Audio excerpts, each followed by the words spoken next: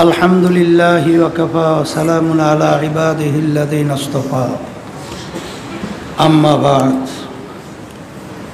فأعوذ بالله من الشيطان الرجيم بسم الله الرحمن الرحيم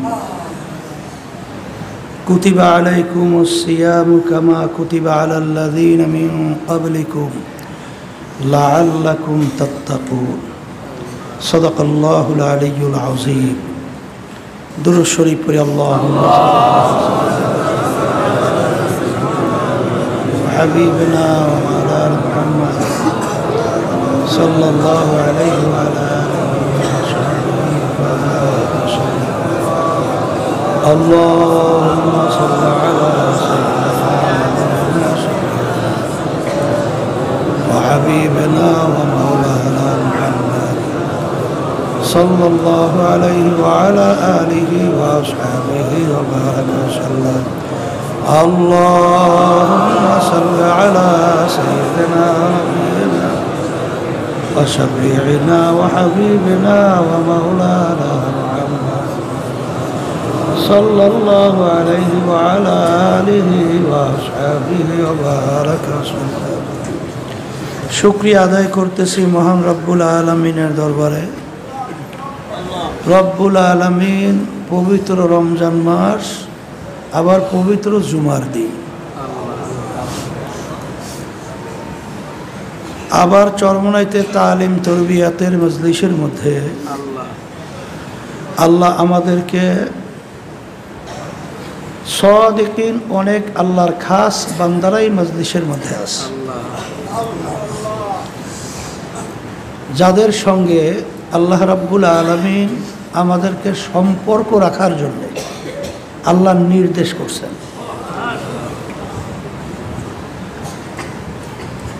এই বেহেশতের বাগানের মধ্যে আমাদের জীবনের একটা সময় রব্বুল আলামিন কাটাবার সুযোগ করে দিছেন।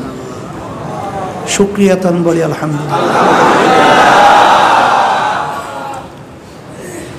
মান জাদ্দা ওয়াজাদা, যে যে জিনিস পাওয়ার জন্য চেষ্টা করে ওই জিনিসে পাইয়াও যায়। আল্লাহ রাব্বুল আলামিন আমাদেরকে দুনিয়াতে কেন পাঠাইছেন? আল্লাহ রাব্বুল আলামিন বলছেন, ওমা খলাকতুল জিন্না ওয়াল ইনসা ইল্লা লিয়াবুদুন। আমি যত মাখলুকাত সৃষ্টি করেছি এর ভিতরে দুইটা মাখলুকাত, মানুষ এবং জিন,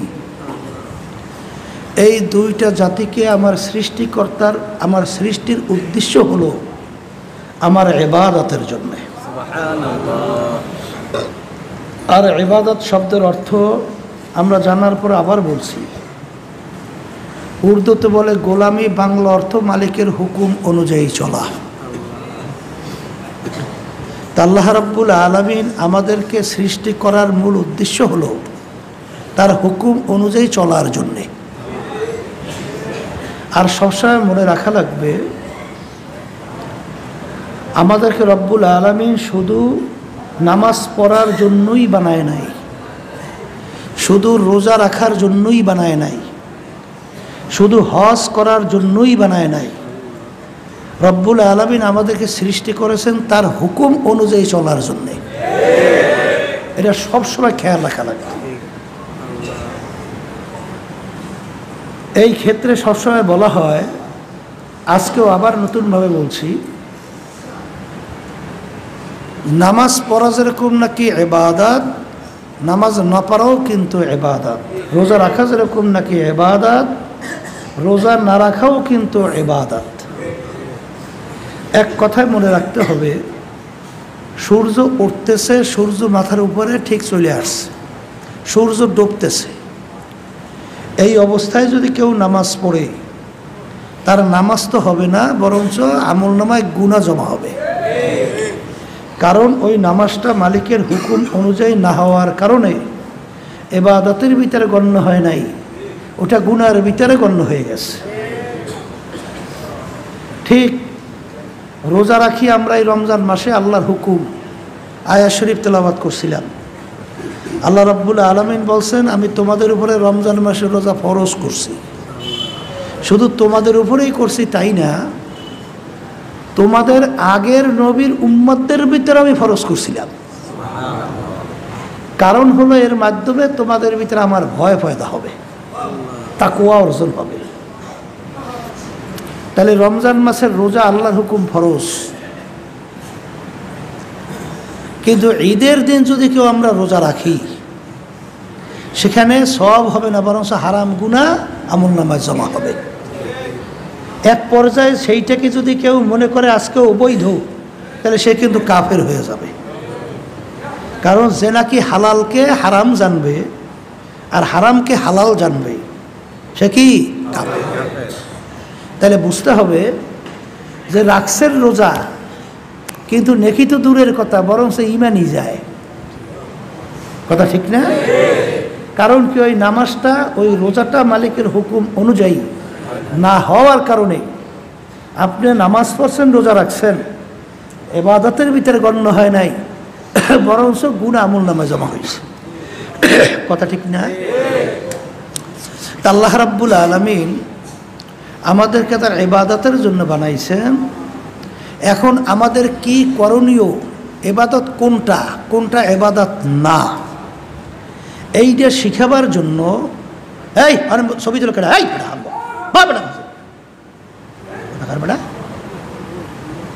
হাসির করতে ফাঁসি।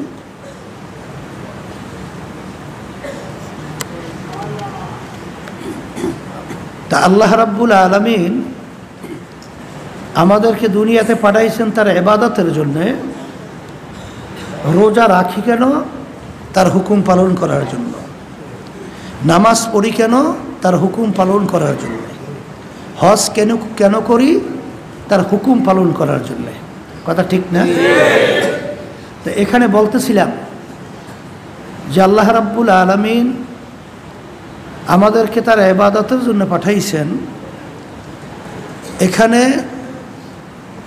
রমজান মাসের রোজা আল্লাহ আমাদের উপর ফরজ করছেন।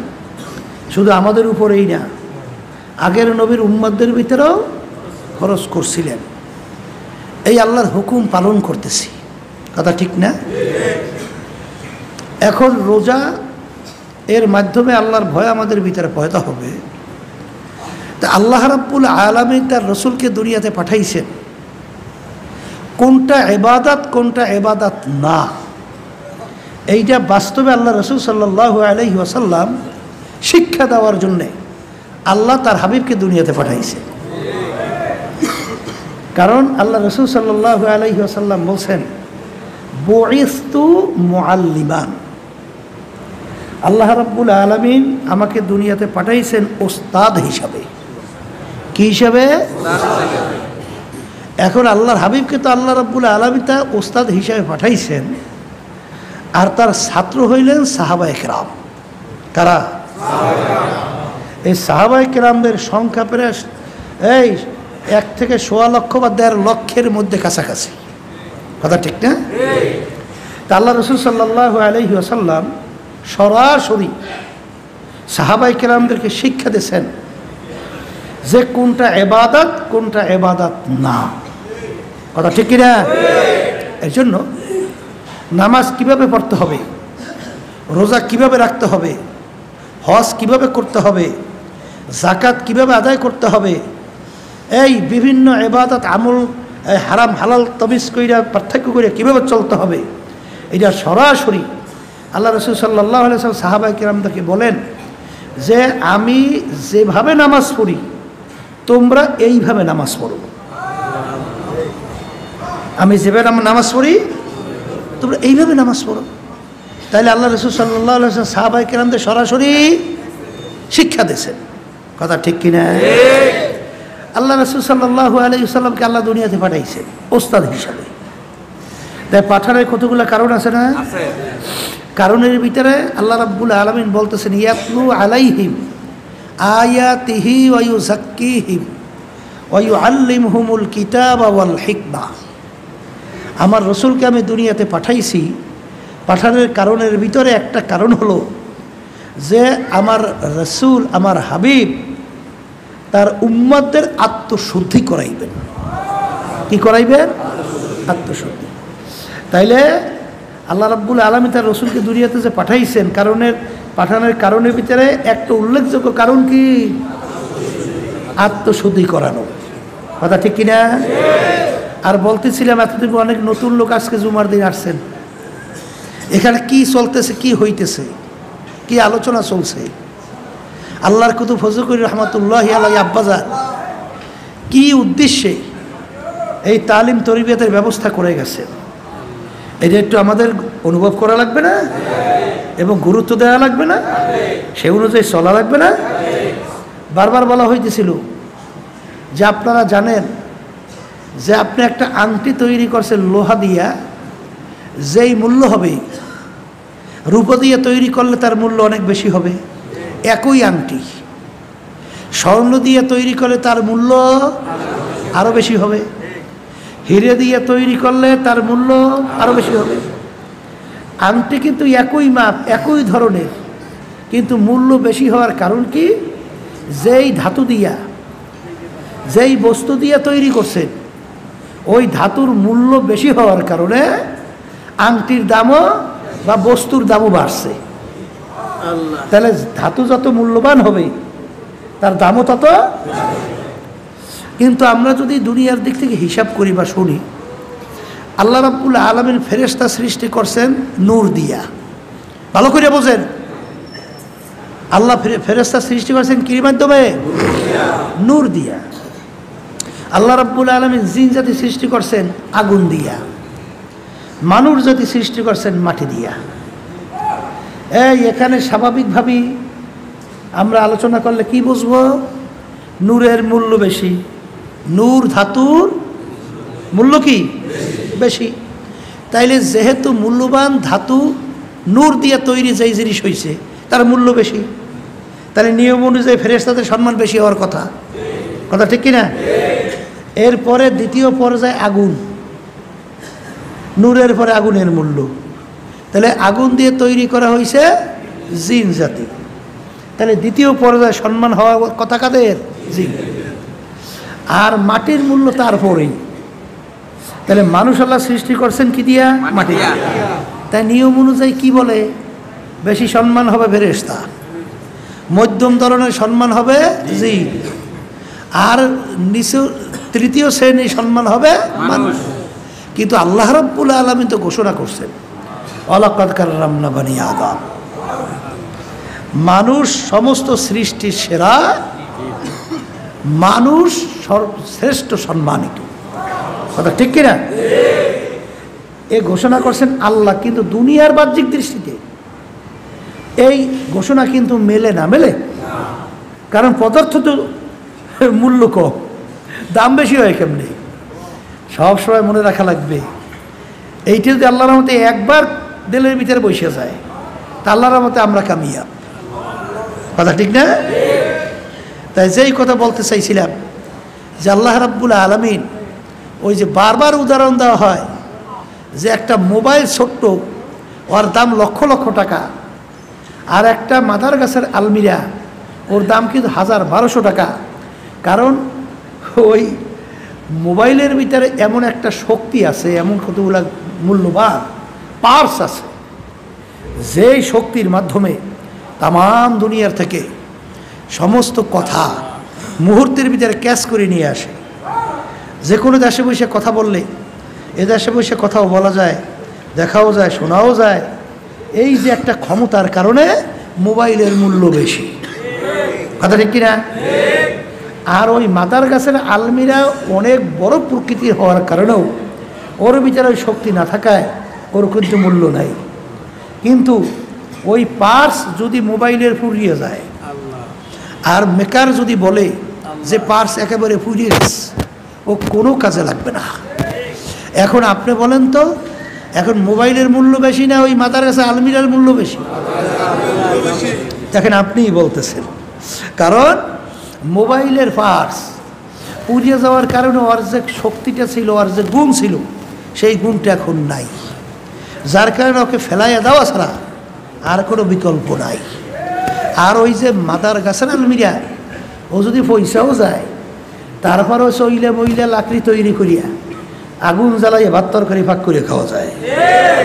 তাই মানুষের মূল্য ধাতুগত দিক থেকে মূল্য কিন্তু হওয়ার বেশি কথা না, বেশি মূল্য হওয়ার কথা ছিল ফেরেশতা, দ্বিতীয় পর্যায়ে কিন্তু জিন জাতি, তৃতীয় পর্যায়ে কিন্তু মানব জাতি।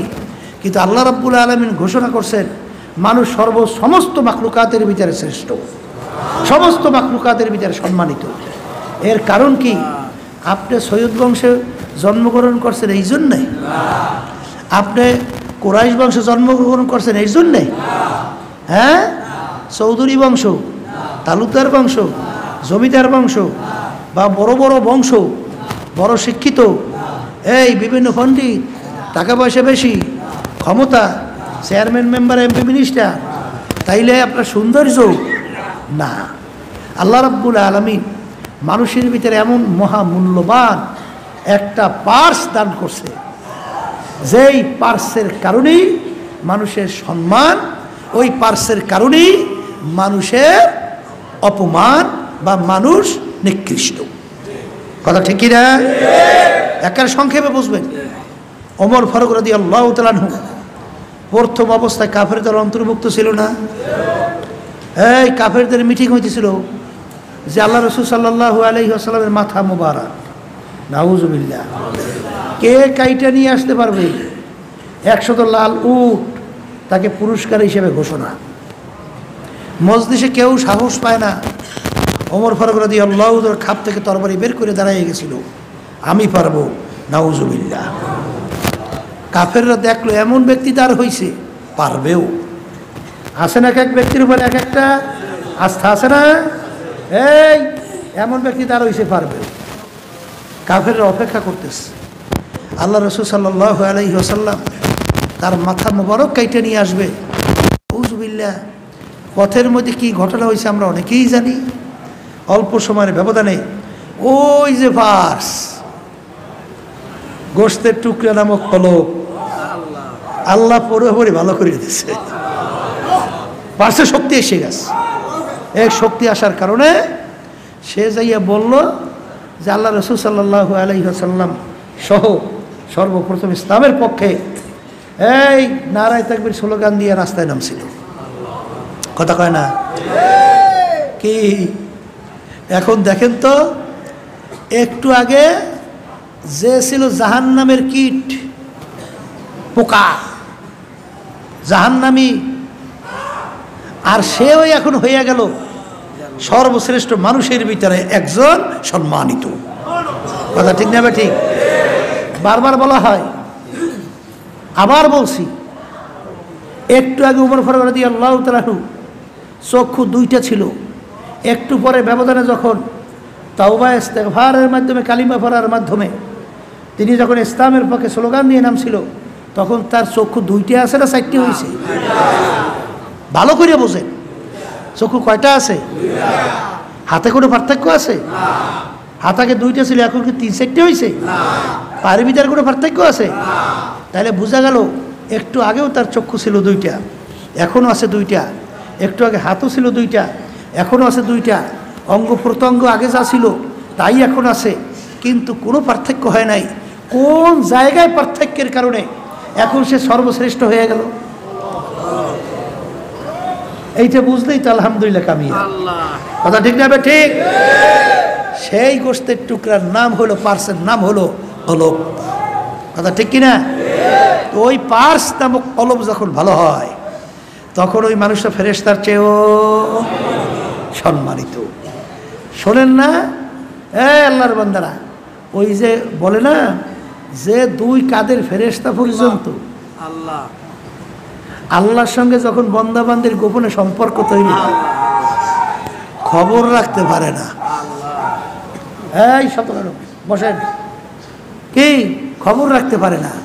কি ঘটনাটা কোন জায়গায়? হ্যাঁ, জিবরাইল আলাইহিস সালাতু ওয়াস সালাম সহ আল্লাহ রাসূল সাল্লাল্লাহু আলাইহি ওয়াসাল্লাম সবে মেরাজে গেলেন। এমন একটা জায়গায় যাওয়ার পরে জিবরাইল আলাইহিস সালাতু ওয়াস সালাম বলতেছিলেন, হে আল্লাহ রাসূল সাল্লাল্লাহু আলাইহি ওয়াসাল্লাম, এখন সামনে আপনার একা চলতে হবে, এক পাও আমার সামনে দেওয়ার শক্তি নাই। আমি যদি এক পা সামনে বাড়াই, আমি জইলা ফুইরা সব ধ্বংস হইয়া শেষ হইয়া যাব, আমার সামনে চলার শক্তি আর নাই, আপনার একা চলতে হবে। কি যেখানে ফেরেশতাদের ভিতরে সবচেয়ে সম্মানিত জিবরাইল আমি, সে এখন যাইতে পারে না, সেখানে চলতেছে এই বনি আদম আশরাফুল মাখলুকাত মানুষ। কথা ঠিক না ঠিক?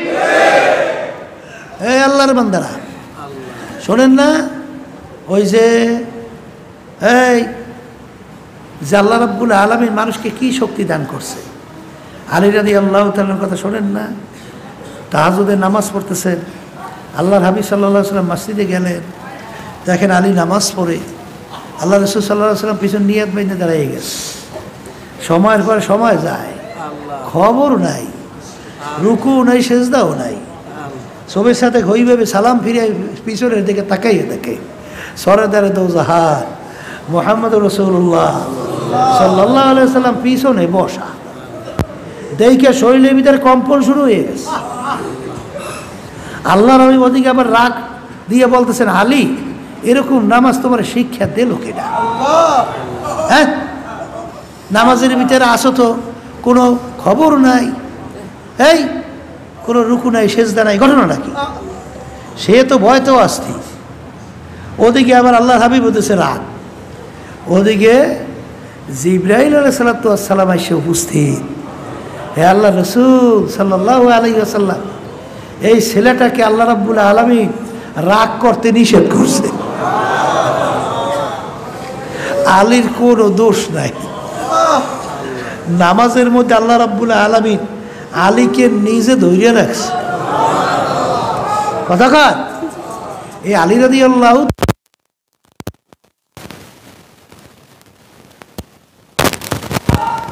আমরা নামাজ করি, আলহামদুলিল্লাহি রাব্বিল আলামিন, নামাজের ভিতরে মালিকের সঙ্গে কথোপকথন হয় না? আমি কি বলি? আলহামদুলিল্লাহি রাব্বিল আলামিন। আল্লাহ কি উত্তর দেয়? হামেদানি আব্দি, আলহামদুলিল্লাহি রাব্বিল আলামিন। আমার মালিক উত্তর দেয় হামেদানি আব্দি, হে আমার বান্দা বান্দি তোমরা বড় আমার প্রশংসা করলা। আমরা যখন তেলাওয়াত করি আর রহমানির রহিম, আমার মালিক উত্তর দেয় সাদাকানি আব্দি, হে বান্দা বান্দি সত্যই তো বলছো, আসলেই তো আমি রহমানুর রহিম। কি মালিক ইয়াউমিদ্দিন, আমার মালিক বলছেন যে ঠিকই তো বলছো, আমি তো আসলে কিয়ামতের দিনের মালিক। বলছেন কি দিনের মালিক? কিয়ামতের দিনের মালিক। আল্লাহ কি দুনিয়ার মালিক না? আসতে কয় জি, আল্লাহ কি দুনিয়ার মালিক না? তাহলে কিয়ামতের খাস করছেন কেন? আল্লাহ রাব্বুল আলামিনের গুণ দুইটা, কয়টা গুণ? রহমান এবং রহিম। অর্থ কি ভিন্ন না এক?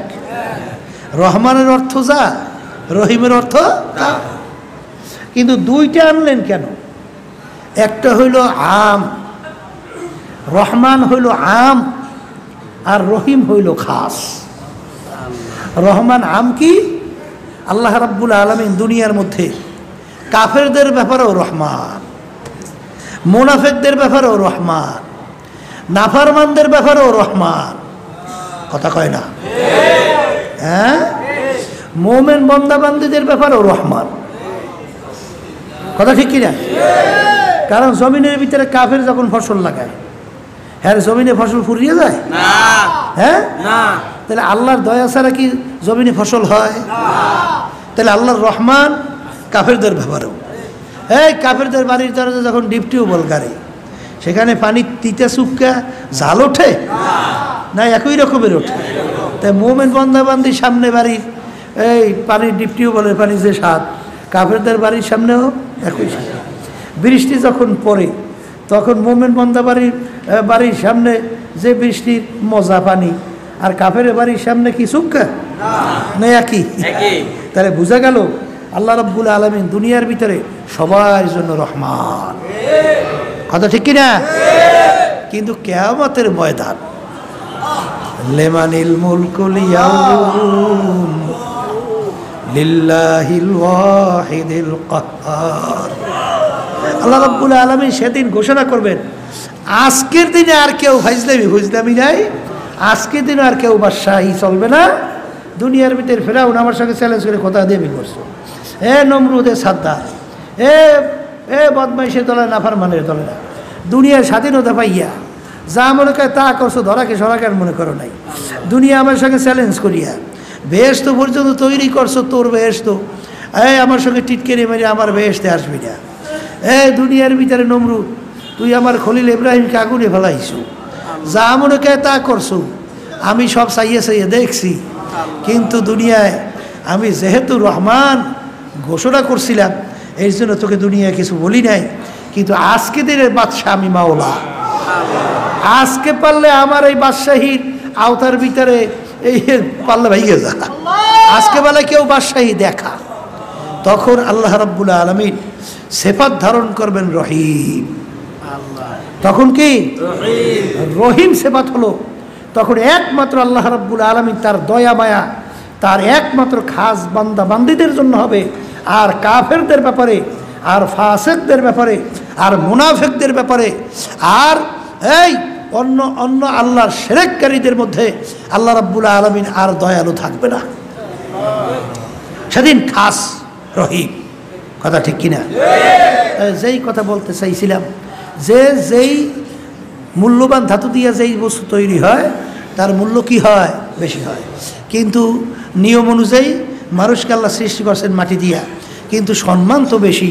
এই সম্মান কিন্তু বাহ্যিক কোনো বংশের দিক থেকে না, শিক্ষার দিক থেকে না, টাকা পয়সার দিক থেকে না, সৌন্দর্যের দিক থেকে না, ক্ষমতার দিক থেকে না, সম্মানের দিক থেকে না। এই একমাত্র এই সম্মান বা এই ক্ষমতা বা শ্রেষ্ঠত্ব আপনার আমার ভিতরে আল্লাহ রাব্বুল আলামিন যে একটা পার্স দান করছেন, যেই পার্সের নাম হলো কলব। এই কলবের উপরে ভিত্তি কইরা মানুষের সম্মান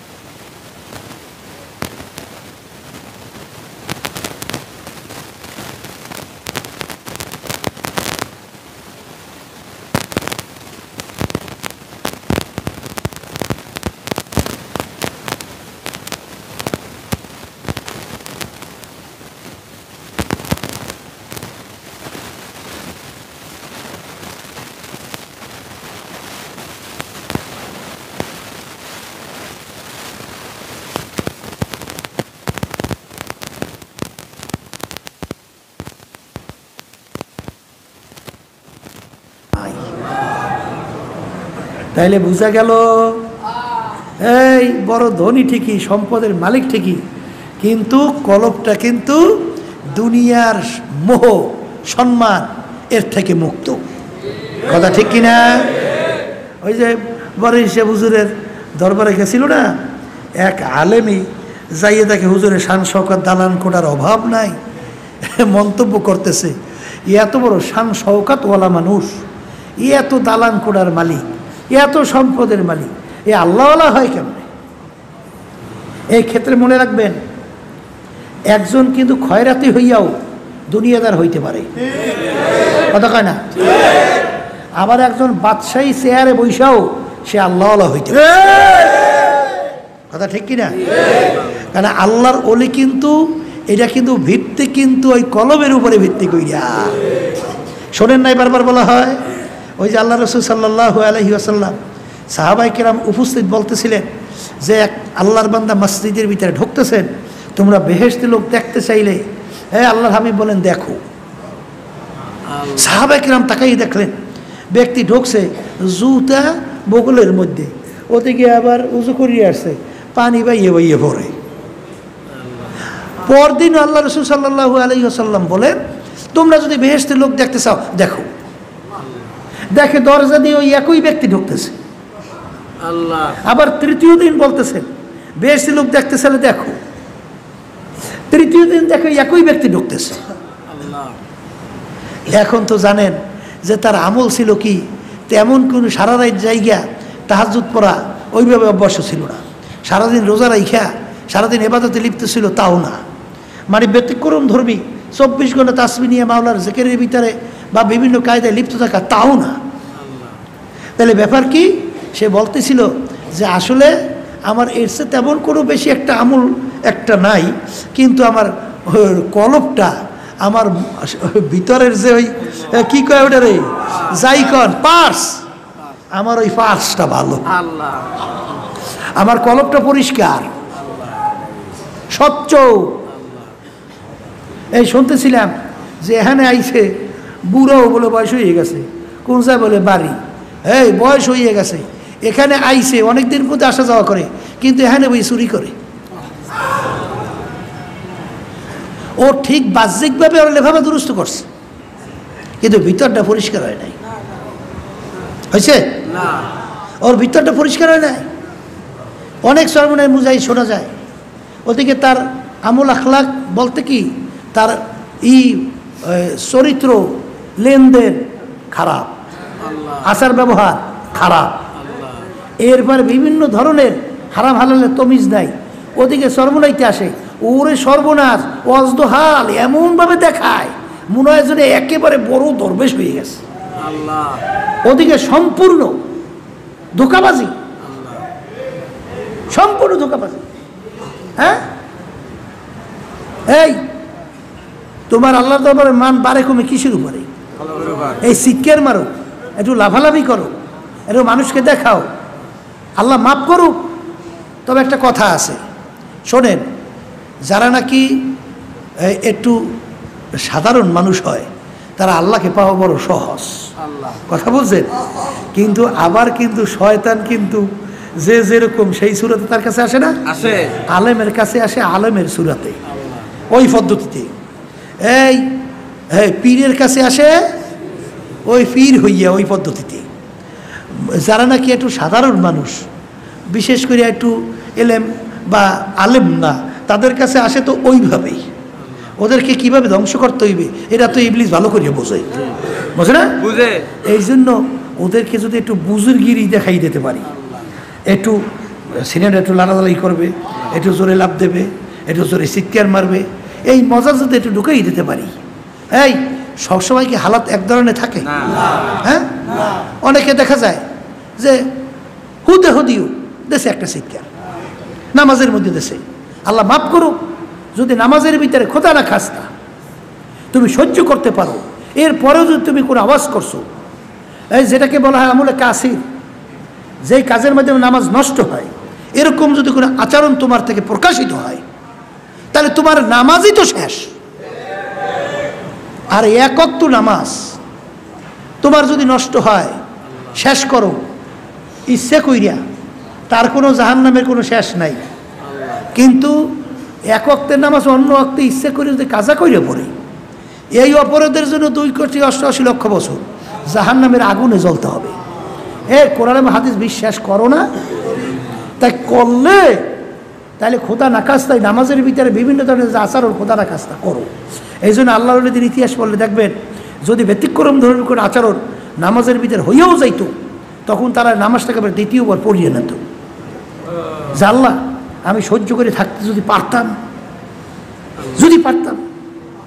তাহলে তো আমার নামাজটা নষ্ট হয়ে গেছে, তখন আমি করি নেই। পাগলামি, হুদি জোরে জোরে চিল্লে গিয়া, ক্যা তুমি ধৈর্য ধরতে পারো না মিয়া? চেষ্টা করা লাগবে না? কিতাবের ভিতরে আসছে যে তোমার ভিতরে এশকের আগুন, তোমার ভিতরে এই আল্লাহ রাব্বুল আলামিনের প্রেমের বিরহ বেদনা, এই তোমার ভিতরে গোপনে জমছে, এইটা যত গোপন রাখতে পারবা, তোমাকে আল্লাহ রাব্বুল আলামিন 70 অলির দরজা তোমাকে দান করবে। হ্যাঁ, তাহলে এত বরকত, এত রহমত এবং এত সওয়াব, তারপরে তুমি একটু চেষ্টা করতে পারো না?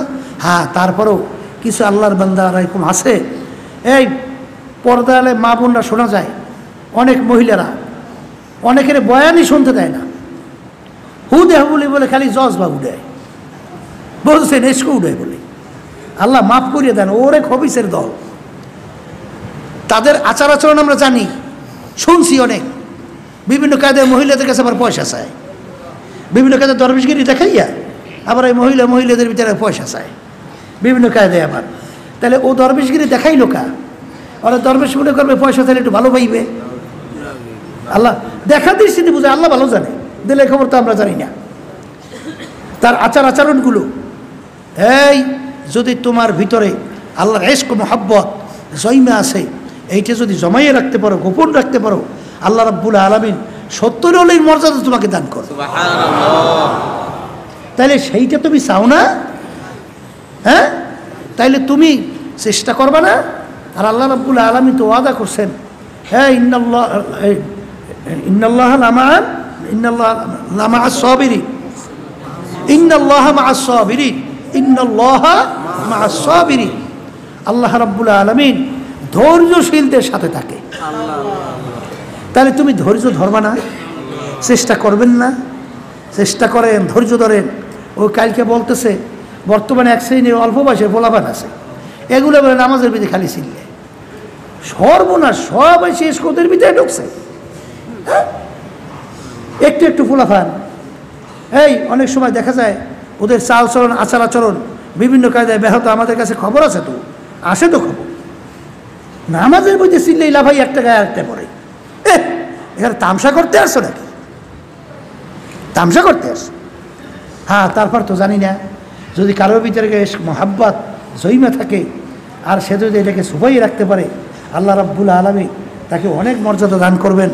আবার নামাজের ভিতরে যদি এরকমভাবে খুশু হুজুরে কালব তেলাওয়াতের মধ্যে আল্লাহর খেয়াল ধ্যান এমনভাবে জমছে, আল্লাহ আযাব গজবের এই কহারিয়া সিফাতের যখন খেয়াল এসে যায়, তখন তাদের থেকে যদি ব্যতিক্রম নিজের ইচ্ছা ছাড়া যদি কোনো শব্দ বের হয়, তাহলে কিতাবের ভিতরে আসছে নামাজ নষ্ট হবে না, বরঞ্চ তার নামাজ আরও খুশু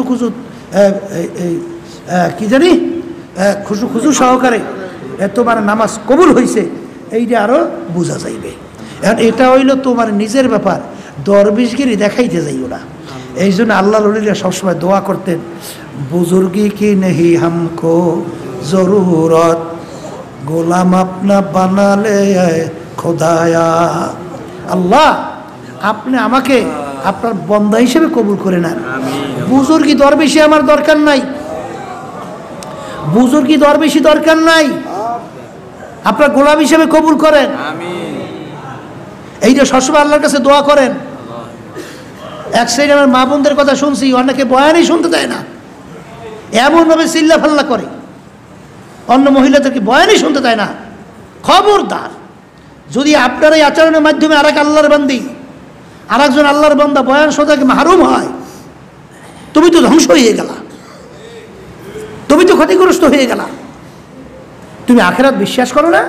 এই সর্বনাইতে দেখছি আইসিয়া নতুনভাবে দরবেশ হয়েছে, ওরে সর্বনাশ, লাফালাফি ধাপাধাপি ফিডাফিডি। এক শ্রেণী আছে জজ বই টারাজনের জোরে ফিডিয়ান দেয়। হাইয়া কি ঘটনাটা কি?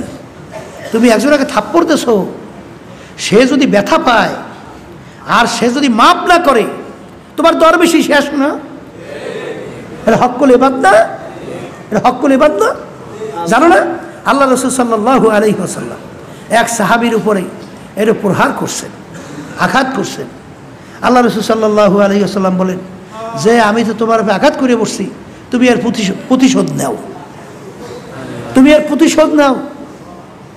তখন সাহাবী চিন্তা করছে, আল্লাহ সুযোগ তো মিলেইছো, কাজ হয়েছে। এখন বলতেছে আল্লাহ রাসূল সাল্লাল্লাহু আলাইহি ওয়াসাল্লাম, হে আল্লাহর নবী, যখন আপনি আমাকে আঘাত করছিলেন তখন আমার গায়ে তো আর জামা গেঞ্জি আছিল না,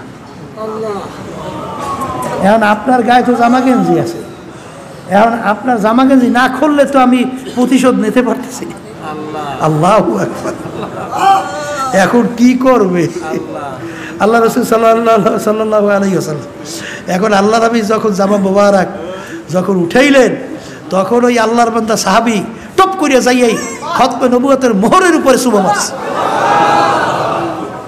করে আল্লাহ রাসূল, আমার বড় আশা ছিল, শখ ছিল যে আপনার খতমে নবুয়তের মোহরটা আমি দেখবো, আমি সুযোগ পাই না, আল্লাহ আমাকে মিলিয়ে দিয়েছে। এই জন্য আমার উদ্দেশ্য হইল যে আপনার খতমে নবুয়তের সেই মোহরের উপরে আমি চুমা দেব। এই চুমা দেছে, আর আপনি এই হালাতে গোলবা হালাত জজবা এইটা উঠাইয়া এক আল্লাহর বন্দার উপরে আঘাত করছেন, আর সে যদি ব্যথা পায়, আর সে যদি খোদা নাখাস্তা আর আপনার উপরে কষ্ট পায়, মাপ না করে, তোমার দরবেশগিরি দিমিয়া শেষ। এই যে বলতেছিলাম কলবের রোগ, এর ভিতরে একটা রোগ আছে না, হক্কুল ইবাদ, কথা কয় না? হক্কুল ইবাদ, হক্কুল ইবাদ শোনেন নাই? হক দুই প্রকার, একটা হক্কুল্লাহ আর একটা হলো হক্কুল ইবাদ। হক্কুল্লাহ কাকে বলে? নামাজ, এটা কার হক? রোজা কার হক? হজ আদায় করা কার হক? যাকাত দেওয়া কার হক? এক কথায় এই ইবাদতগুলো আল্লাহর হক। যদি বান্দা বান্দি আল্লাহর হক পালন করে নাই, এই শয়তানের ধোকায়, নফসে আম্মারার ধোকায় বা নফসে আম্মারার গোলামির কারণে, কিন্তু বান্দাবান্দি যখন আল্লাহ সুন্দর বুঝ দান করবে, সহি বুঝ দান করবে, যখন খালেস তওবা পইরা আল্লাহর কাছে মাপ চাবে, আল্লাহ রাব্বুল আলামিন বলে জীবনে সব গুনাহ মাপ, আমি সব গুনাহ মাফ করে দেব। তাওবা ইস্তেগফার, আপনারা জানেন না এই ঘটনা, শোনেন না? আল্লাহ দয়ার সাগর না, সব মাফ করবে।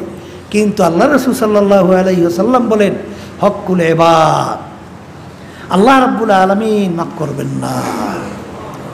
ইল্লা বিল হক্কুল ইবাদ, ইল্লা বিল হক্কুল ইবাদ, ইল্লা বিল হক্কুল ইবাদ। অনেক পর্দা আলে মা বোনেরা আছে, ক্ষমতা আছে, শক্তি আছে, টাকা আছে, জবান দিয়া অন্যকে কষ্ট দেয়, বিভিন্ন ধরনের এমনভাবে কথাবার্তা বলে, এমনভাবে আঘাত করে, মনে হচ্ছে তার কলিজারা সেইরে যায়। ক্ষমতার কারণে, শক্তির কারণে, বলের কারণে কিছু বলতে পারে না। কথা ঠিক না বে ঠিক? খবিস, খবিস, এইটা কিন্তু হক্কুল ইবাদ।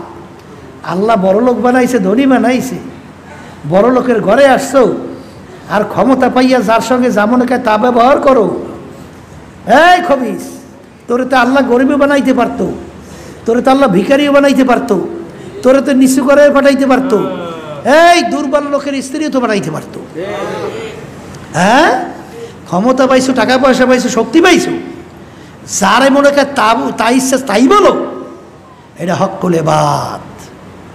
মন চাইছে একজনের উপর আঘাত করো, আর আল্লাহ রাসূল সাল্লাল্লাহু আলাইহি ওয়াসাল্লাম তিনি সাহাবার উপর আঘাত করার পরে প্রতিশোধের জন্য বলতেছেন তুমি প্রতিশোধ নাও। সেখানে বলতেছেন আল্লাহর হাবিব, গায়ের ভিতরে জামা কাপড় এই রাউন্ডে, এটা তো প্রতিশোধ নেবো কেমনে, আমার তো তখন ছিল না। খতম নবুয়তের উপরে চুমা দেয়, কি এইটা শিক্ষা দিয়েছে আল্লাহ রাসূল। আর আখেরাতকে বিশ্বাস করো, আর কবরকে বিশ্বাস করো, আল্লাহকে বিশ্বাস করো, আর ক্ষমতা পাইছো, ক্ষমতার চেয়ারে বসে যা মনে করে তা করো, আল্লাহ আমাকেও মাফ করুন। কারণ আমরাও তো অনেক সময় এই ধরনের আচরণ করিয়ে বসি। যদি এরকম আচরণ করিয়ে থাকি, দয়াময় করে আমাকে মাফ, আমাদেরকে মাফ করিয়ে দিই। কারণ আমরা তো ঈমানদার মুসলমান। আল্লাহ রাব্বুল আলামিন হক্কুল ইবাদ, তিনি তো মাফ করবেন না। এই জন্য আমার বাচ্চাদেরকে বলো, পর্দারে মা বোনদেরকে বলো, আসলে সবসময় মনে রাখেন আলী রাদিয়াল্লাহু তাআলা আনহু, তিনি তার দুই সন্তান হাসান হোসেন রাদিয়াল্লাহু তাআলা আনহুমা, তাদেরকে ওসিয়ত করছিলেন, বাবা হাসান হোসাইন, নিজের দোষ তালাশ করো, এরপর ওইটা সংশোধন করো, তারপর দুনিয়া থেকে বিদায় নিয়ে কবরে রওনা করো। হাসান হুসাইন, তুমি তোমার এই দোষটা সারতে না সারতে দেখবা আর একটা রোগ চলে আসবে। এইভাবে দেখবা একটা সারতে না সারতে আর একটা রোগ চলে আসবে। এরকম মৌত পর্যন্ত দেখবা নিজের দোষ তুমি সাইরে শেষ করতে পারো নাই, অন্যের দোষ তুমি দেখবা কখন। এই জন্য আমার বাজানদেরকে বলবো, পর্দা আলে মা বোনদেরকে বলবো, খবরদার যে আর একজনকে কথা দিয়ে কষ্ট দেওয়া, হাত দিয়ে কষ্ট দেওয়া, বিভিন্ন লেনদেনে কষ্ট দেওয়া, এই হক্কুল ইবাদ নষ্ট করা। অনেক চরবনের মুজাহিদ আমার বাজানদেরকে শোনা যায় লেনদেনের ব্যাপারে, ঢাকায় এক দায়িত্বশীল আমাকে বলতেছিল, হুজুর এখন আমি এদের সঙ্গে লেনদেন করা বাদ দিয়ে দিছি। কেন? বলে হুজুর অনেক লেনদেন করিয়া দেখছি, আহারে যেই টাকা নেছে পকেটে ঢুকছে হুজুর আর টাকা বের করতে চায় না। আল্লাহ আপনি মাফ করিয়ে দেন।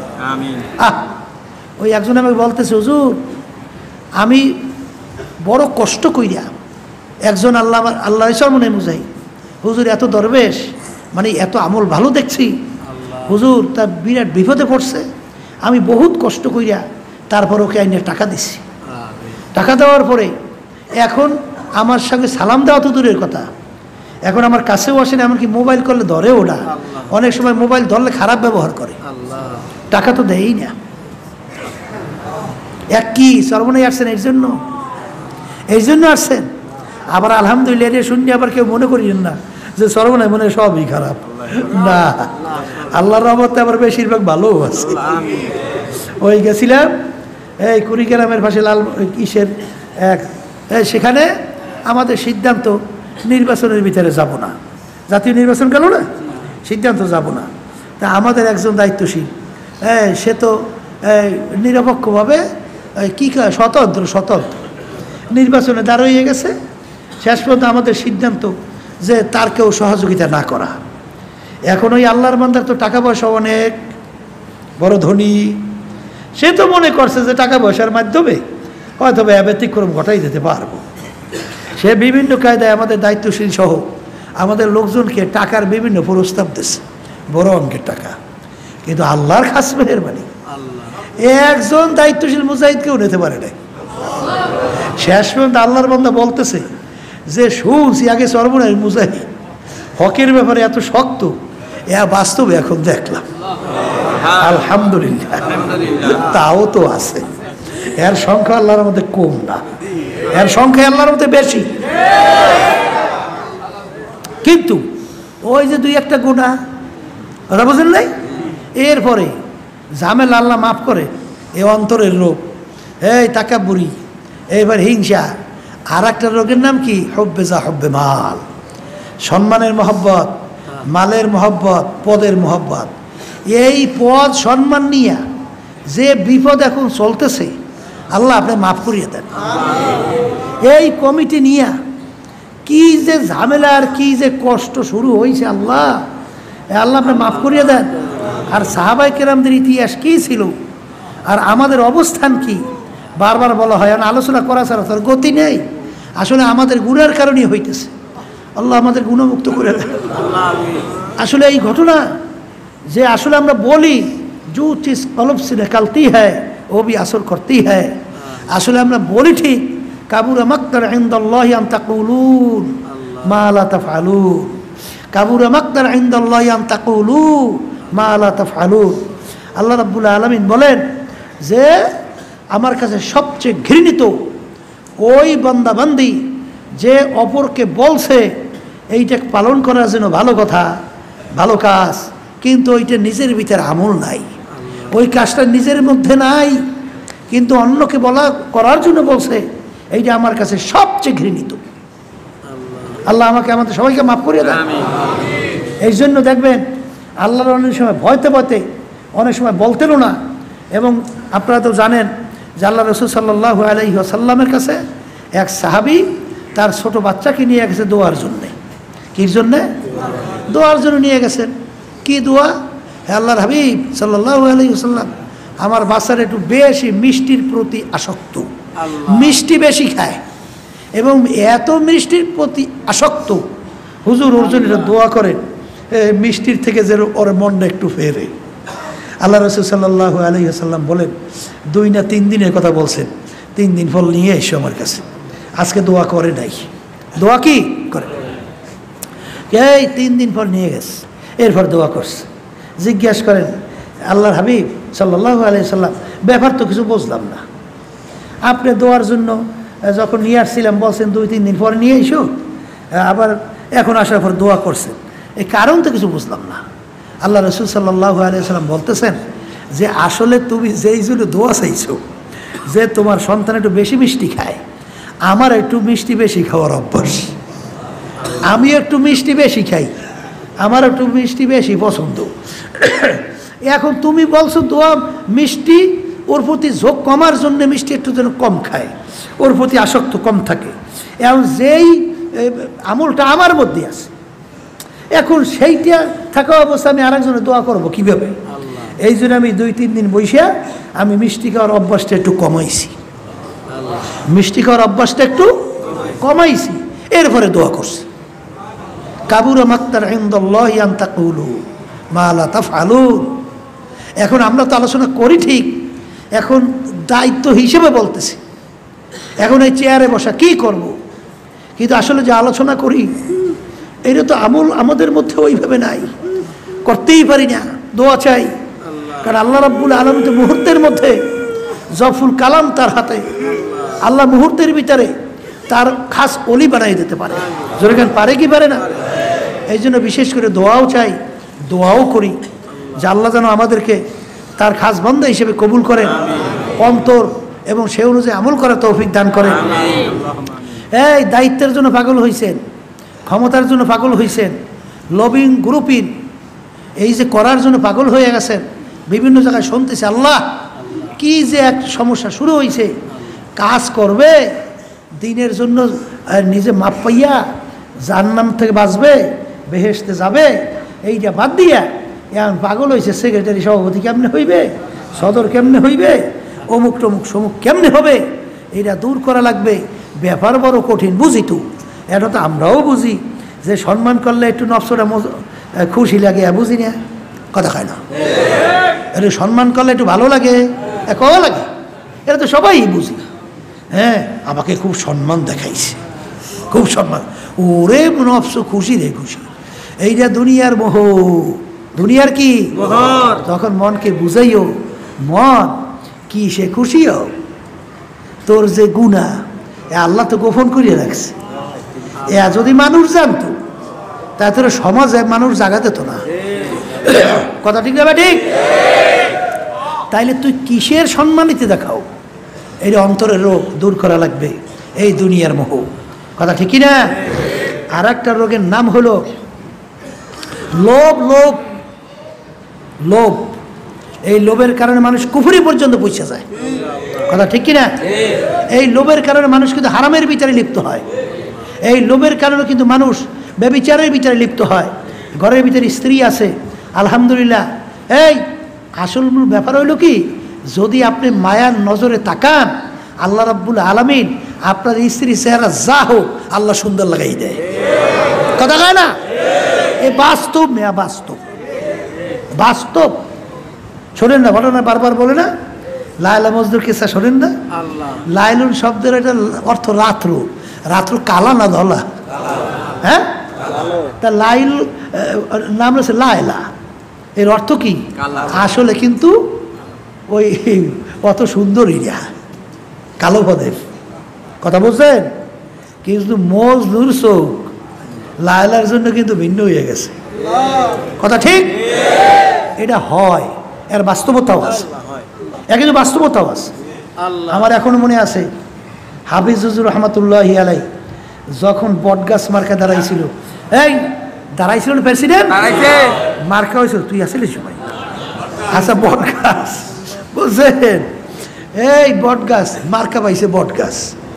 এখন বট গাছ যে কোনোদিন নির্বাচনে মার্কা হয় এত জীবনেও কেউ কোনোদিন শুনি নেই। শুনছি বট গাছ বড় হইলে সেখানে হিন্দুরা পূজা দেয়, শোনেন নাই? ওই যে বট গাছে পূজা দেয়। এখন আমি সর্বনাইতে কথা বুঝছেন, তখন আলহামদুলিল্লাহ ভালোই বুঝি। তা হাফিজ হুজুর রহমতুল্লাহি আলাই মার্কা পাইছে বট গাছ। এখন আমার কাছে এত খারাপ লাগছে যে আল্লাহ, হুজুরে মার্কাটা পাইলো বট গাছ, এবার এই বট গাছ কেমনি করবো? ওদের হিন্দুরা দেয় সেবা দেয়, মানে কি করে পূজা দেয়, বট গাছও একটা নির্বাচনে মার্কা হয়। আমার এত খারাপ লাগছে, হ্যাঁ ভাষায় প্রকাশ করতে পারবো না, মানুষের কাছ তো আর বলা যায় না, নিজে নিজে মনে খুব কষ্ট লাগছে। কিন্তু আল্লাহর রহমতে নির্বাচন শুরু হয়ে গেছে। এখন তো মার্কাও কি বট গাছ, শুরু হয়ে গেল স্লোগান বট গাছ বট গাছ বট গাছ। বলতে বলতে এখন দেখি ওই নামটা আমার কাছে এত মধুর লাগে, এখন এইটাও কাউকে বললে বোঝানো সম্ভব না। এখন আমার কাছে বট গাছ বললেই মনে হচ্ছে খুশিতে আমার মনটা ভরিয়ে যায়, বট গাছ বললেই খুশিতে মনটা ভরিয়ে যায়। একটু আগে যে নামটা ছিল আমার কাছে বিরক্ত, সেই নামটা বলতে বলতে এক পর্যায়ে কারণ মহব্বত করে ডাক দিছি বট গাছ, আন্তরিকভাবে বলছি বট গাছ, মায়া করে ডাক দিছি বট গাছ।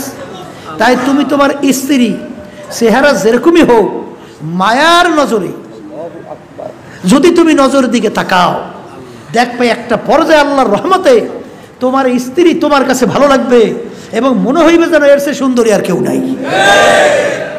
আল্লাহর পক্ষ থেকে আল্লাহ লাগাই দেবে।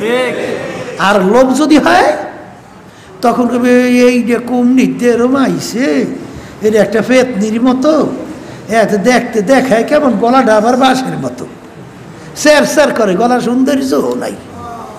আর অন্যের মহিলা গলা ওরে সুন্দর, বাঁশির সুর টানে একেবারে মন টানিয়া লইয়া যায়।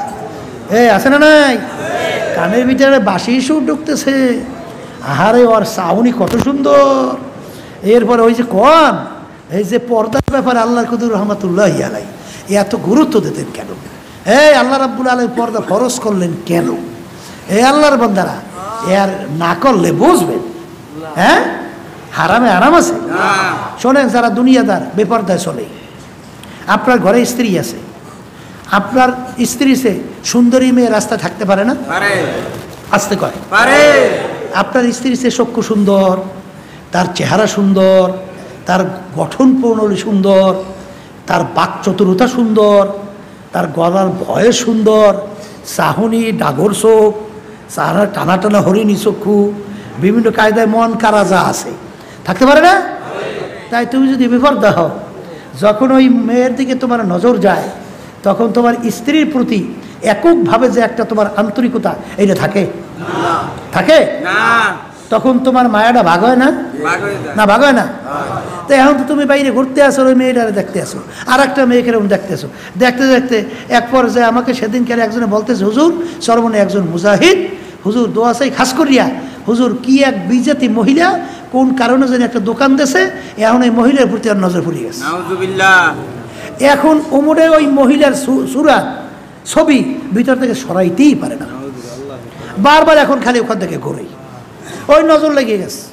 আল্লাহর কাছে দোয়া করো, আল্লাহ যেন হেফাজত করে। এই জন্য হাদিসের ভিতরে আসছে যে নজরটা একটা শয়তানের তীর। কিসের তীর? শয়তানের তীর। এই জন্য নজর হেফাজত করা চারটিখানি কথা না মিয়া। এই জন্য হাদিসের ভিতরে আসছে একবার হারাম জিনিস দিকে নজর গেছে তো দ্বিতীয়বার না দিয়া নিচের দিকে মাথা নামানো, চক্ষু নিচের দিকে রাখা, কথা ঠিক কিনা? তাই তোমার লোভ এখন অন্য মহিলা তোমার ঘরে স্ত্রী থাকার পরেও তুমি অন্য মহিলার দিকে থাকার কারণে তোমার স্ত্রী মায়া কমে না? কমলে তখন ঘরের ভিতরে দেখবেন অশান্তি, ব্যবহার খারাপ, তখন তার ভালো কাজও ভালো লাগে না, সুন্দর কথাও ভালো লাগে না, তখন তার কাছে বিষের মতো লাগে। ঠিক এরকম যেই মহিলা বেপরদা হয়, তোমার ঘরে যে স্বামী আছে, রাস্তায় তোমার চারে সুন্দর স্বামী থাকতে পারে না? আরো জন পুরুষ সুন্দর হইতে পারে না?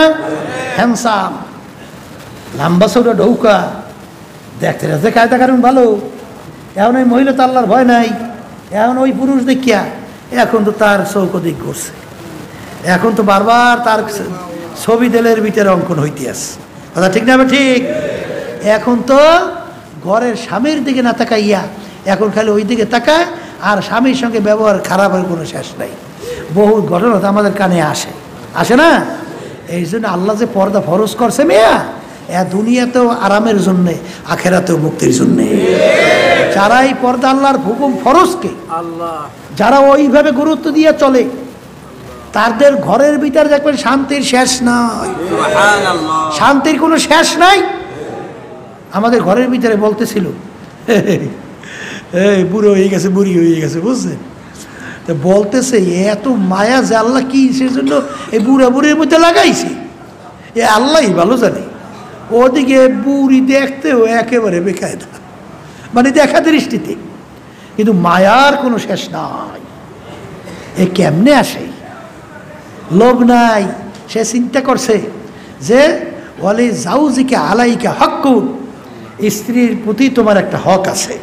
এরকম অনুযায়ী যদি লোভ কমাইয়া যে আল্লাহ তুমি আমার কিসমতে যা রাখছো আলহামদুলিল্লাহ শুকরিয়া আদায় করলি, দেখবা ওইটাই ভিতরে আল্লাহ তৃপ্তি দেবেন। স্বামীও যে স্ত্রী পাইছো আলহামদুলিল্লাহ বলো, স্ত্রীও যে স্বামী পাইছো আলহামদুলিল্লাহ বলো।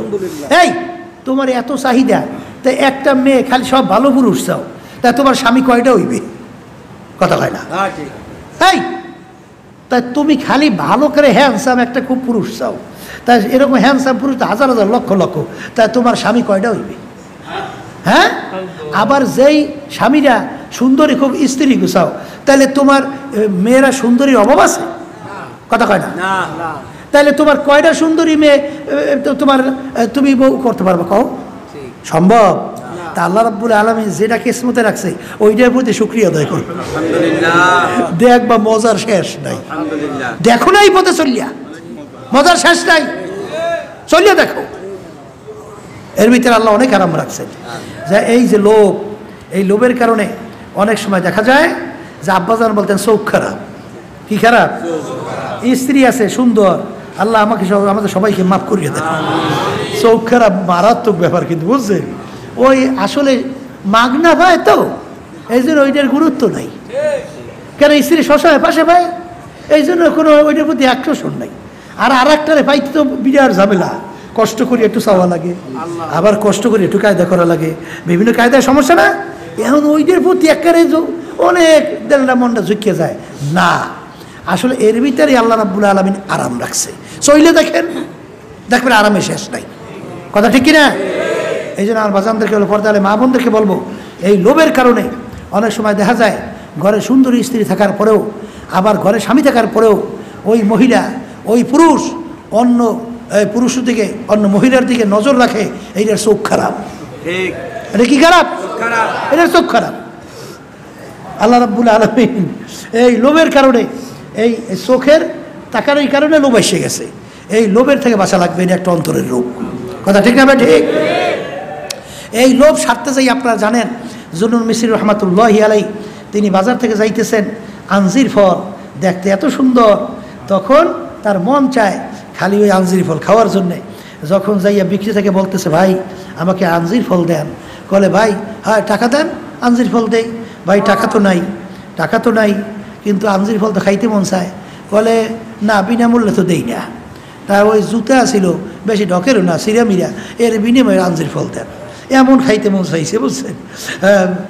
বিক্রেতা বলতেছে না, জুতার বিনিময়ে আঞ্জির ফল দেওয়া যায় না।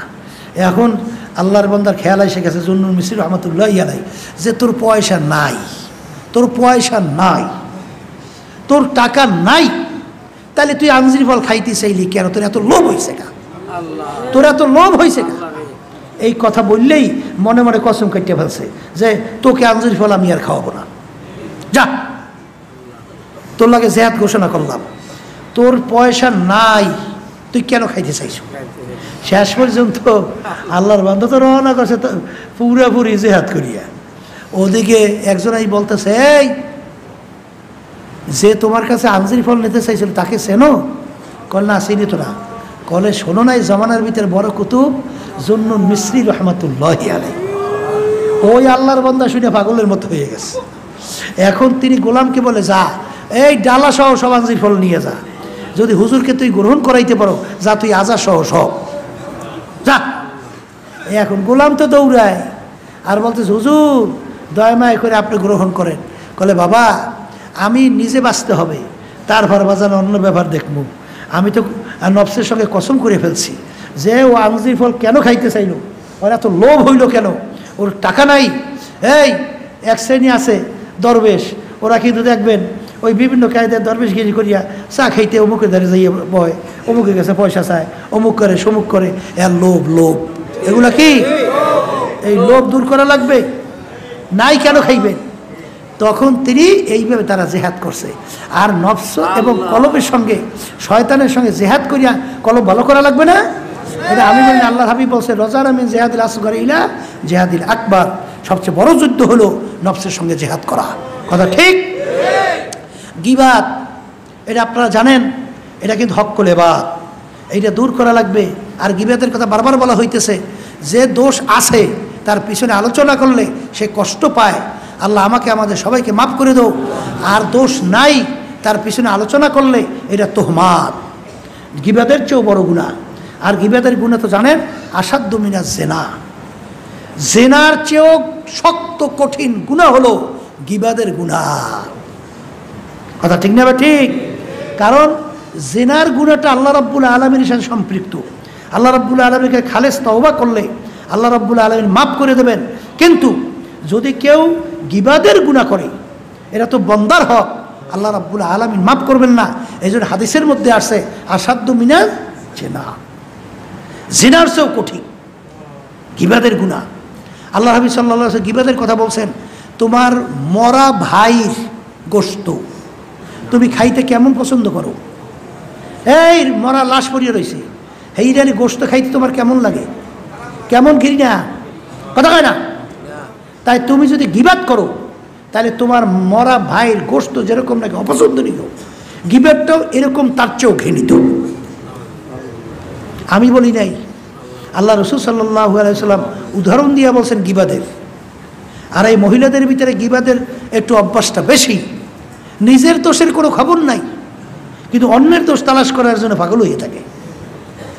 অনেক আমার মুজাহিদ ভাইদের মধ্যেও অনেক আগে পরে শোনা যায়, অন্য অন্য তো আছেই। আল্লাহ গীবাতের গুনাহ থেকে আমাদেরকে হেফাজত করেন। আর একটা রোগের নাম শুনছেন, অজব, নিজের কাছে আশ্চর্য হওয়া। এইটা তাকাব্বুরি কাছে কাছে রোগ, এইটা দূর করা লাগবে। আর একটা রোগ দেখা যায়, অট্ট হাসি। অট্ট হাসি বোঝেন না? মানে জোরে জোরে শব্দ করি হাসা, এটা কিন্তু হারাম। আল্লাহ রাসূল সাল্লাল্লাহু আলাইহি ওয়াসাল্লাম একদিন হঠাৎ জিবরাইল আলাইহিস সালাতু ওয়াস সালাম আসছেন। সচরাচর জিবরাইল আলাইহিস সালাতু ওয়াস সালাম এই সময় আসেন না। আল্লাহর হাবিব বলতেছেন, ভাই জিবরাইল, এই সময় তো আপনি আসেন না, আসলেন কেন? তখন জিবরাইল আলাইহিস সালাতু ওয়াস সালাম বলেন, হে আল্লাহর রাসূল, আল্লাহ রাব্বুল আলামিন আমাকে বেহেশত এবং জাহান্নামকে দেখাইছেন এবং জাহান্নামের আগুন পাপ করতে বলছেন। এই কথা বলার পরে জিবরাইল সালাতু ওয়াস সালামকে বলতেছেন আল্লাহর হাবিব সাল্লাল্লাহু আলাইহি ওয়াসাল্লাম, যা হ্যাঁ ভাই জিবরাইল, আপনার জাহান্নামের বিবরণ আমার কাছে শোনান।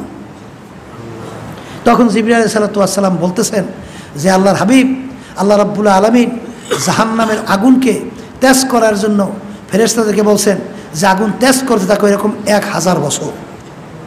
1000 বছর তেজ করার পরে আগুন একেবারে এই লাল হয়ে গেল, লাল হাত্তা মাররাত, একেবারে আগুন লাল টকটক হয়ে গেল। আল্লাহ রাব্বুল আলামিন বলেন, এই আগুনে হবে না, আগুন আরও তেজ করো। আবার 1000 বছর আগুন তেজ করতে করতে আগুন একেবারে সাদা দবদবে হয়ে গেল। এই আগুনে হবে না, আরও তেজ করো। 1000 বছর আগুন তেজ করতে করতে আগুন একেবারে অন্ধকার কালো, হাত্তা সোয়াদ্দাত, একেবারে কালো জোন অন্ধকার হয়ে গেল। এখন জাহান্নামের আগুন এই অবস্থায় কালো অন্ধকারের মতো, কুয়াশার মতো হয়ে আছে। এই কথা বলার পরে, জাহান্নামের আরো বিবরণ দেওয়ার পরে আল্লাহ রাসূল সাল্লাল্লাহু আলাইহি ওয়াসাল্লাম দেখতেছেন জিবরাইল আলাইহিস সালাতু ওয়াস সালাম কাঁদতেছেন। আল্লাহ রাসূল সাল্লাল্লাহু আলাইহি ওয়াসাল্লাম বলেন, ভাই জিবরাইল, আপনি তো আল্লাহর নৈকট্যের সম্মানিত ফেরেশতা, আপনি কেন কাঁদতেছেন? তখন জিবরাইল সালাতু ওয়াসসালাম বলেন, হে আল্লাহর রাসূল, ইবলিসের ব্যাপারে আমার মালিকের কি সিদ্ধান্ত হয়েছে? ইবলিস এত বড় ইলমের অধিকারী ছিল, এত আল্লাহর সম্মানিত ছিল, ফেরেশতাদের মুআল্লিম হিসাবে এই উপাধি পেয়ে গেল, এত নৈকট্যের মালিকের এই ইবলিস, কিন্তু তার ব্যাপারে আল্লাহর কি সিদ্ধান্ত? চিরতরে জাহান্নামে হয়ে গেছে। হে আল্লাহ রাসূল সাল্লাল্লাহু আলাইহি সাল্লাম, হারুত মারুত ফেরেশতা, তাদের ব্যাপারে মালিকের কি সিদ্ধান্ত হইল? এখন আমি জিবরাইল তো জানি না আমার ব্যাপারে আমার মালিকের কি সিদ্ধান্ত আছে। এই জন্য ওই জাহান্নামের কথা মনে পড়িয়া, ওই জাহান্নামের অবস্থার কথা খেয়াল করিয়া আল্লাহর হাবিব আমি চোখে পানি রাখতে পারতেছি না, এই জন্য আমি কাঁদতেছি। এই কথা শোনার পরে আল্লাহ রাসূল সাল্লাল্লাহু আলাইহি ওয়াসাল্লাম তিনিও কাঁদতেন, আল্লাহর হাবিবও কান্দে, জিবরাইল সালাতু ওয়াসসালাম কান্দে। গায়েব থেকে আওয়াজ আসতেছে, হে আমার সম্মানিত ফেরেশতা জিবরাইল, হে আমার হাবিব মুহাম্মদ রাসূলুল্লাহ সাল্লাল্লাহু আলাইহি ওয়াসাল্লাম, আপনাদের আমি আগিলা পিছিয়ে সমস্ত গুনাহ মাফ করে দিয়েছি, আপনাদেরকে আপনার খাস বান্দা হিসেবে আমি কবুল করে নিয়েছি। আপনারা জাহান্নামের ভয় কেন কাঁদতেছেন? আপনারা আশ্বস্ত হন। এই কথা বলার পরে জিবরাইল সালাতু ওয়াসসালাম উর্দু গমন উঠে চলে গেছে। আল্লাহু আকবার। ওদিকে আল্লাহর হাবিব সাল্লাল্লাহু আলাইহি ওয়াসাল্লাম তিনি যখন মসজিদে নববীর ভিতরে ঢুকলেন, দুইকে দেখে আনসারী একদল সাহাবায়ে কেরাম, তারা বসে বসে এটা আনন্দ করতেছে, তারা বিভিন্ন ফুর্তি করতেছেন। তখন আল্লাহর হাবিব সাল্লাল্লাহু আলাইহি ওয়াসাল্লাম বলেন যে আমি রসুল যা দেখি, আমি রসুল যা জানি, একটু আগে জিবরাইল আমিন আসছে, জাহান্নামের যে বিবরণ দেশে, তোমরা যদি জানতা, শুনতা, দেখতা, তোমরা হাসাহাসি তো দূরের কথা, তোমরা কেউ ঘর সংসারও করতে পারতা না, তোমরা বাজারঘাটও করতে পারতা না, তোমরা সব পাগলের মতো উঠে জঙ্গলে দৌড়াইতা। এই কথা যখন ভয় দেখাইলেন, আল্লাহ রাব্বুল আলামিন গায়েব থেকে বলতেছেন, হাবিব গো, আপনাকে আমি দুনিয়াতে পাঠাইছি আমার বন্দাবান্দীদেরকে সুসংবাদ দেওয়ার জন্য, আপনি আমার বন্দাবান্দীকে এত ভয় দেখান কেন? তবে বাশীরা ওয়া নাযীরা, আল্লাহ রাব্বুল আলামিন তার হাবিবকে দুনিয়াতে পাঠাইছেন সুসংবাদকারী এবং ভয় দেখাবার জন্য। এই যখন জিবরাইল আলাইহিস সালাতু ওয়াস সালাম জাহান্নামের বিবরণ দিলেন, এরপর থেকে আল্লাহ রাব্বুল আলামিন এই যে জাহান্নাম তৈরি করছেন, আল্লাহর হাবিব মৌতের আগ পর্যন্ত আর কোনো দিন তিনি পুরা মুখ খুইলা আর কোনো দিন হাসি দেয় নাই, আর কখনো পুরা মুখ ভরিয়ে হাসি দেয় নাই। আল্লাহ নবী সাল্লাল্লাহু আলাইহি ওয়াসাল্লাম তিনি হাসতেন বেশিরভাগ মিসকি, এবং যদি বেশি হাসতেন অনেক সময় দহেক সামনের দুই একটা হাত মাথা দাঁতের বের হইতো। আর কহকা হাসি আল্লাহ রাসূল সাল্লাল্লাহু আলাইহি ওয়াসাল্লাম জীবনে একবারও দেয় নাই। আর বর্তমানে এক শ্রেণী আমার বাজানরা আছে, পর্দা আলে মা বোনেরা আছে, হাসে এক জায়গা থেকে মনে হয় যেন আরও 5-6 রুম দূর থেকে হাসের শব্দ শোনা যায়। কিসের মুসলমান হইছো? মরণের চিন্তা নাই, কবরের চিন্তা নাই, আখেরাতের জাহান্নামের চিন্তা নাই, শুধু হাসতেছ। হাসতে হাসতে কি করতেছ? মুখ বই হাসি। আপনারা তো জানেন আল্লাহ হাবিব সাল্লাল্লাহু আলাইহি ওয়াসাল্লাম জিবরাইল সালাতু ওয়াসসালামকে জিজ্ঞাসা করেন, ভাই জিবরাইল, আমি যতবার মিকাইল আলাইহিস সালাতু ওয়াসসালামকে দেখছি কিন্তু একবারও তাকে হাসতে দেখি নাই, একবারও তাকে হাসতে দেখি নাই। মিকাইল আলাইহিস সালাতু ওয়াসসালাম কেন হাসেন না? তখন জিবরাইল সালাতু ওয়াসসালাম বলেন, হে আল্লাহর রাসূল সাল্লাল্লাহু আলাইহি ওয়াসাল্লাম, আল্লাহ রাব্বুল আলামিন যখন জাহান্নাম তৈরি করছেন এরপর থেকে মিকাইল আলাইহিস সালাতু ওয়াসসালাম আর কোনোদিন হাসেন নাই। আর তুমি আর আমি আজকে একটু হাস নাইরও জোর করে হাসি। এই হাস এইটা আমাদের দূর করতে হবে। এই জন্য আমার বাজানদেরকে বলবো, পর্দা আলে মা বোনদেরকে যে বলতেছি, শোনেন, জিবরাইল সালাতু ওয়াসসালামকে আল্লাহর হাবিব যখন নাকি জিজ্ঞাসা করলেন, বিবরণ দিতেছিলেন, ভাই জিবরাইল, বেহেশতের ভিতর বাহির, জাহান্নামের ভিতর বাহির কেমন আপনি দেখলেন? আল্লাহ যে দেখাইলেন। কলে রব্বুল আলামিন, কলে আল্লাহর হাবিব, বেহেশতের ভিতর আল্লাহ রব্বুল আলামিন এমন সাজাইছেন যা কেউ কোনোদিন দেখে নাই, আর কেউ কোনোদিন শুনলে ওই বেহেশতে না যাইয়া ছাড়বে না। আর জাহান্নামে এমনভাবে আল্লাহ শাস্তি তৈরি করছেন, কেউ কোনোদিন শুনলেও জীবন থাকতে হুঁশ থাকতে জাহান্নামে যাবে না।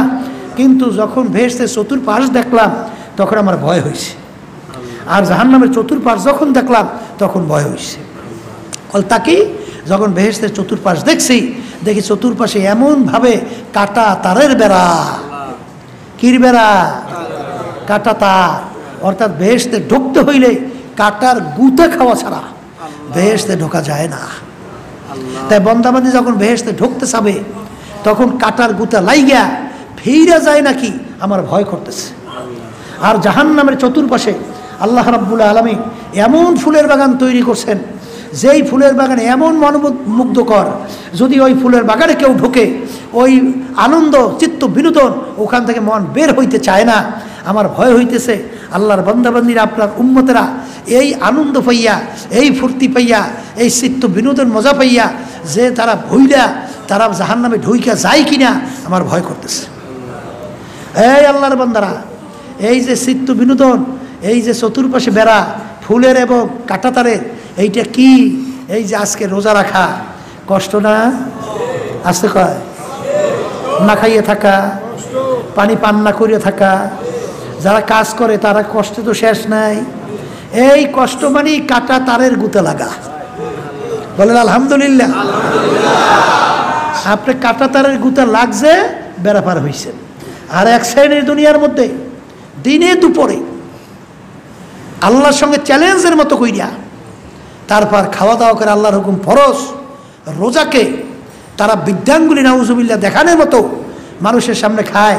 এই শুনলাম আমাদের এখানেও এই একটা বাজার হয়েছে, এই বাজারের কারণেই আজকে এই বাজারে সচরাচর অহরহ এরকম রোজাদাররা মানে বেরোজগারিয়া এরকম প্রকাশ্যে খাওয়ার একটা পরিবেশ তৈরি করে।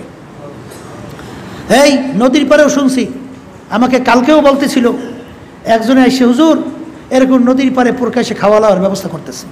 সর্বনাই যারা এই দোকান করো, তোমাদেরকে বারবার বলছি যে এই রোজা ফরজ কিন্তু আমি করি নাই, কোনো পীর মুফতি মুহাদ্দিস করে নাই, আল্লাহ করছেন।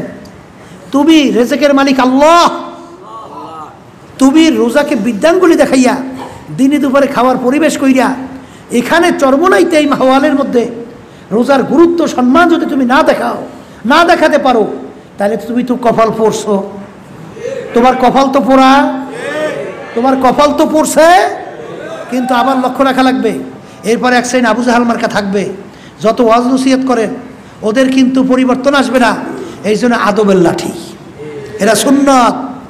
আদবের লাঠি কি সুন্নত? এই জন্য আদবের লাঠি বলতে তাদেরকে বাধাও দিতে হবে। আমরু বিল মারুফ নাহিয়ানিল মুনকার, সৎ কাজের আদেশ, অসৎ কাজের নিষেধ। এখানে আমাদের শক্তি আছে। আল্লাহর ফজলে আমরা ইচ্ছা করলে হাত দিয়ে অন্যকে বেরিয়ে দিতে পারি, কথা ঠিক কিনা?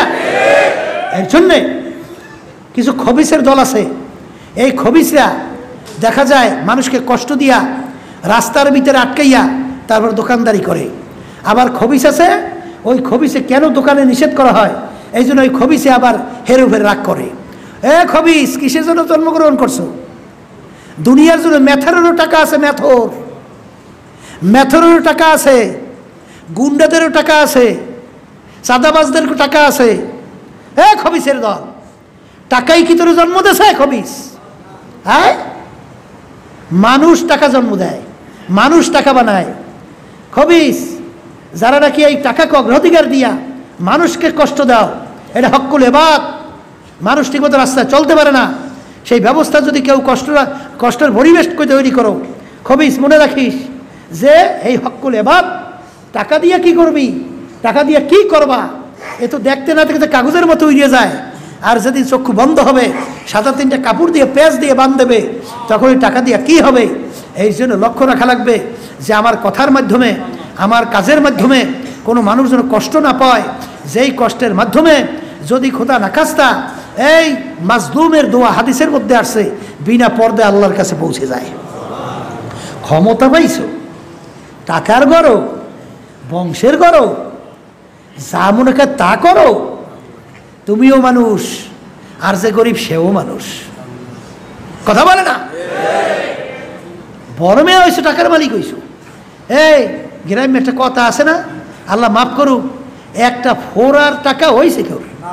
হ্যাঁ, ওই একটা ফোরা হইলে বলে ওই হাজার হাজার শত শত কোটি টাকা হাজার হাজার সব নেমে গেলো, ফোরা ঠিক হয় না।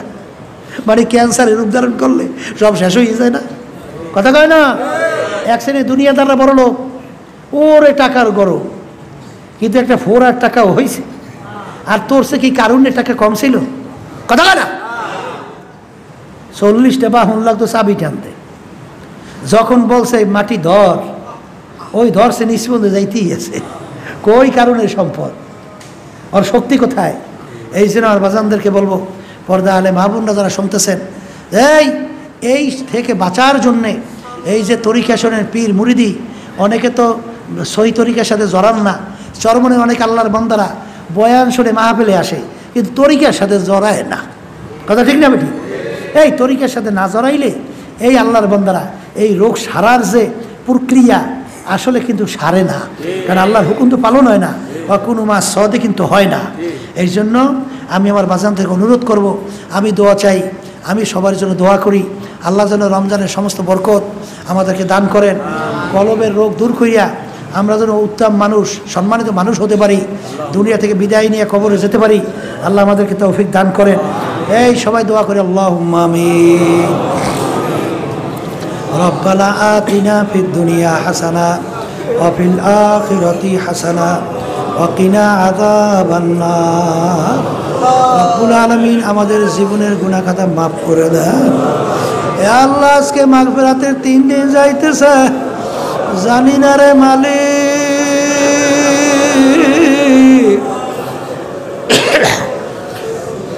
আমাদের জীবনের গুনাহ মাফ করাইতে পারলাম কিনা।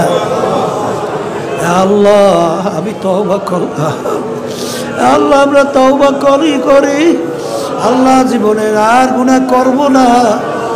আল্লাহ, জীবনে যত গুনাহ করছি সব গুনার থেকে মাপ চাই, দয়া করে আপনি আমাদের জীবনের গুনাহ মাফ করে দেন। রব্বুল আলামিন আমাদের জীবনের গুনাহ মাফ করে দেন। এ আল্লাহ, সব ফুল কালাম আপনার হাতে, আল্লাহ ইচ্ছা করলে যেদিকে ইচ্ছা আমাদের দিলকে সেদিকে ঘুরাই দিতে পারেন। দয়া করে আমাদের দিলকে আপনার মুখী করে দেন। এ আল্লাহ, আমাদের কলব থেকে আপনি তাকাব্বুরি, হিংসা, সমস্ত রোগগুলা দূর করে দেন। আল্লাহ, আপনার মহাব্বত, আপনার প্রিয়জনের মহাব্বত আল্লাহ আমাদের কলবে বসাইয়া দেন। আল্লাহ, ভালো কলব না বানাইয়া আল্লাহ আপনি আমাদেরকে ডাক দিয়েন না, কবরে যাইতে দিয়েন না। আমরা যেন ভালো কলব নিয়ে ঈমান সহকারে কবরে যাইতে পারি, এই তৌফিক আল্লাহ আমাদেরকে দান করেন। এ আল্লাহ, আপনি তো রহমানুর রহিম, আল্লাহ আমাদের সবাইকে আপনি জাহান্নাম থেকে মুক্তি দান করেন। আল্লাহ, ফেরদাউস বেহেশত আপনি আমাদেরকে নসিব করেন। এ আল্লাহ, সবে কদর আমাদেরকে পাওয়ার তৌফিক দান করেন, রমজানের সমস্ত বরকত নসিব করেন। আল্লাহ, আমাদেরকে উমরা হজে মাবরুর নসিব করেন। এ আল্লাহ, আপনি কে কোন নিয়াতে হাত তুলছে জানি না, পর্দা আলে মা বোনেরা কোন নিয়াতে হাত তুলছে জানি না। আল্লাহ, আমাদের সবাই নেক মাকসাদ পুরা করে দেন। আল্লাহ, আমাদের আম্মা আব্বা দাদা দাদু নানা নানু, এ আল্লাহ, আমাদের আত্মীয় স্বজন যারা অন্ধকার কবরে শুয়ে রয়েছে, আমাদের যত মুজাহিদ ভাইরা, মা বোনেরা, দিনদারেরা ওই অন্ধকার কবরে শুয়ে আছে, সবার কবরকে চিরতরে বেহেশতের বাগান বানাইয়া দেন। আল্লাহ, রমজানের ভিতরে সমস্ত রহমত বরকত আপনি আমাদেরকে নসিব করেন। আল্লাহ, তালিম তরবিয়াতকে আপনি দ্বীনের জন্য কবুল করে নেন। সুবহানা রাব্বিকা রাব্বিল ইজ্জাতি আম্মা ইয়াসিফুন ওয়া সালামুন আলাল মুরসালিন।